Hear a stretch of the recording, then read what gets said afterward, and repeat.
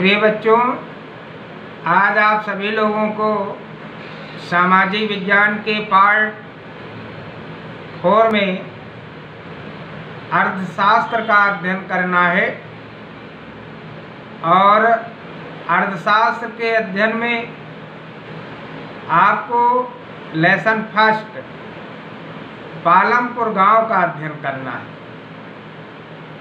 लेकिन पालमपुर गांव के अध्ययन से पहले आप सभी लोगों को अर्थशास्त्र के बारे में जानना होगा कि अर्थशास्त्र है क्या।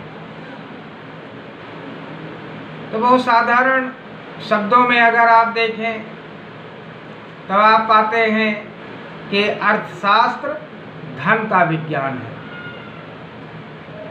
तो धन के विज्ञान के अंतर्गत आप अर्थशास्त्र के 5 महत्वपूर्ण विभागों का अध्ययन करेंगे, जिसमें उपभोग, उत्पादन, विनिमय, वितरण और राजस्व। ये अर्थशास्त्र के 5 महत्वपूर्ण विभाग हैं।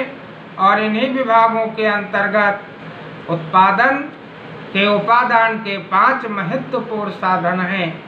उन 5 महत्वपूर्ण साधनों में भूमि, श्रम, पूंजी, संगठन और साहस का अध्ययन करना है। तो पालमपुर जो गांव है, इस गांव में आपको इस गांव की स्थिति देखनी है। इस गांव के लोग क्या करते हैं, इस गांव के लोग व्यवसाय में किन किन वस्तुओं का व्यवसाय करते हैं, कृषि कार्य करते हैं तो उनमें किन किन फसलों का उत्पादन करते हैं। लेकिन इसके अध्ययन करने से पहले आपको अर्थशास्त्र की परिभाषा की आवश्यकता एवं महत्व का भी ज्ञान प्राप्त करना है। इसमें आप देखेंगे कि किसी भी विषय अथवा शास्त्र के वैज्ञानिक तथा व्यवस्थित अध्ययन एवं विश्लेषण हेतु उसकी परिभाषा का अपरिमित महत्व है।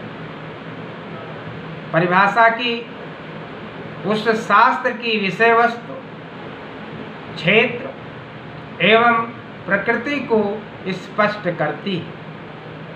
इस दृष्टि से अर्थशास्त्र को परिभाषित करना आवश्यक है। एक अर्थशास्त्री की दृष्टि से परिभाषा इसलिए आवश्यक है क्योंकि उसकी अनुपस्थिति में वह ऐसी समस्याओं को भी अर्थशास्त्र के अंतर्गत ला सकता है जिनका अर्थशास्त्र से कोई भी संबंध नहीं।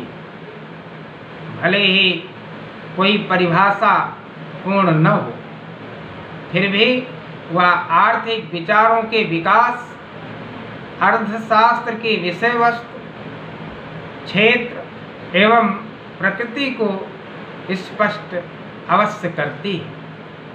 आप देखेंगे अर्थशास्त्र की परिभाषा।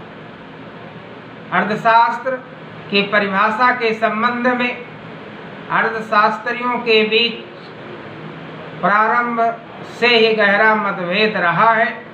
अतः अर्थशास्त्र की अनेक परिभाषाएं दी गई हैं। जहाँ तक त्रुटिहीन एवं सही परिभाषा का प्रश्न है, अभी तक ऐसी परिभाषा नहीं है जिस पर सभी अर्थशास्त्री सहमत हो। क्योंकि अर्थशास्त्र के क्षेत्र में निरंतर विस्तार होता रहा है तथा आर्थिक क्रियाओं के विश्लेषण की रीतियों एवं प्राथमिकताओं में परिवर्तन होते रहने के कारण अर्थशास्त्र की परिभाषा के संबंध में मत भिन्नता होना स्वाभाविक है। हाँ, यह अवश्य है कि जितनी अधिक परिभाषाएं अर्थशास्त्र की दी गई हैं उतनी किसी अन्य शास्त्रों की नहीं दी गई। अर्थशास्त्र को इतने अधिक तथा भिन्न ढंग से परिभाषित किए जाने के कारण प्रोफेसर J.M. कीन्स ने इस प्रकार कटाक्ष किया है, राज्य अर्थव्यवस्था ने परिभाषाओं से अपना गला घोट लिया। इस संदर्भ में श्रीमती बारबरा बूटन का व्यंग भी दृष्टतव्य है।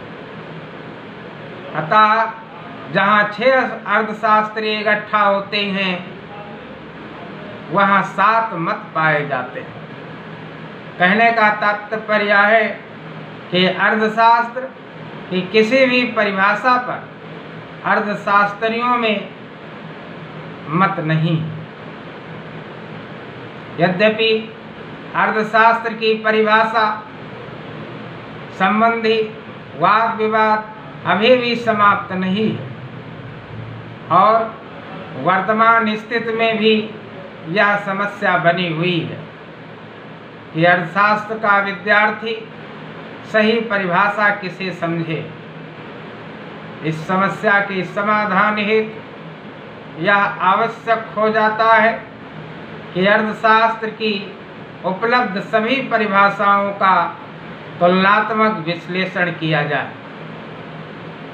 अध्ययन की सुविधा के दृष्टि से एडम स्मिथ से लेकर आज तक के अर्थशास्त्रियों द्वारा प्रस्तुत परिभाषाओं के विशाल समूह को हम आर्थिक विचारों के विकास क्रम के अनुरूप निम्न 5 वर्गों में विभाजित कर सकते हैं, जिसमें नंबर 1 धन संबंधित परिभाषाएं, नंबर 2 कल्याण संबंधित परिभाषाएं, नंबर 3 दुर्बलता संबंधित परिभाषाएं और नंबर 4 आवश्यकता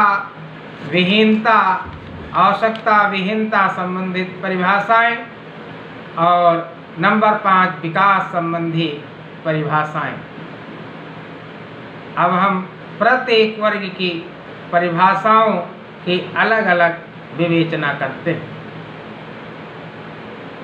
धन संबंधी परिभाषाओं में प्राचीन मत, धन संबंधित परिभाषाओं में प्राचीन मत एडम स्मिथ, जिसे अर्थशास्त्र का जनक कहा जाता है।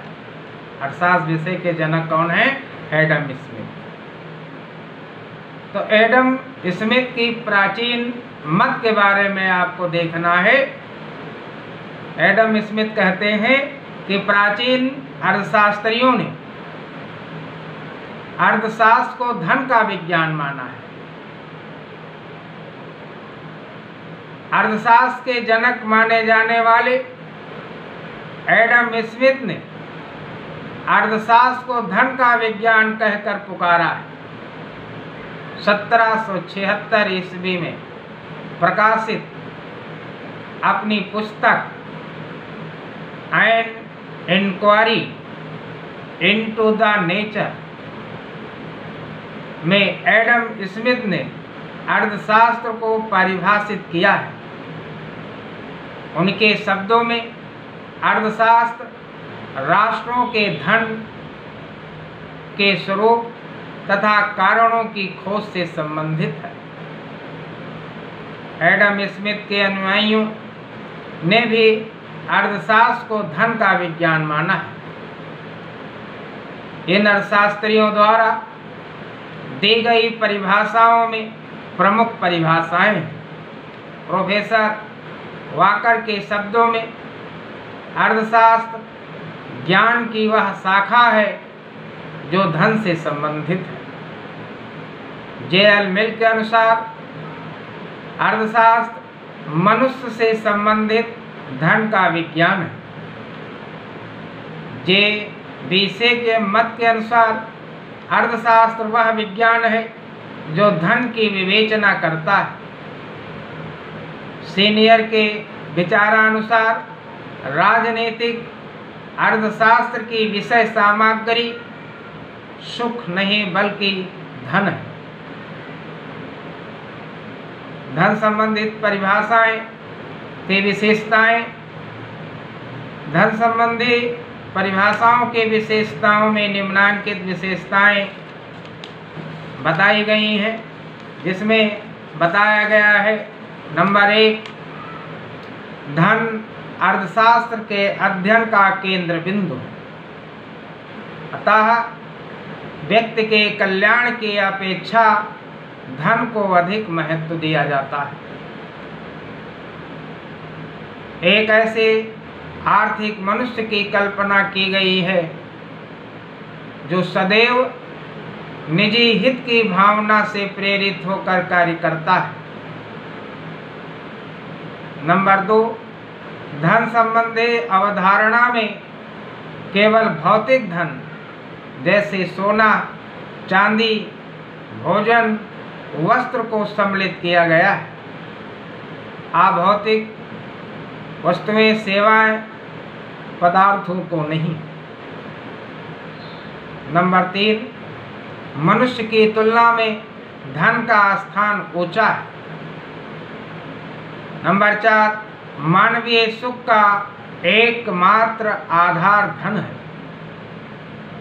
नंबर 5, व्यक्तिगत समृद्धि से ही सामूहिक राष्ट्रीय समृद्धि में वृद्धि हो।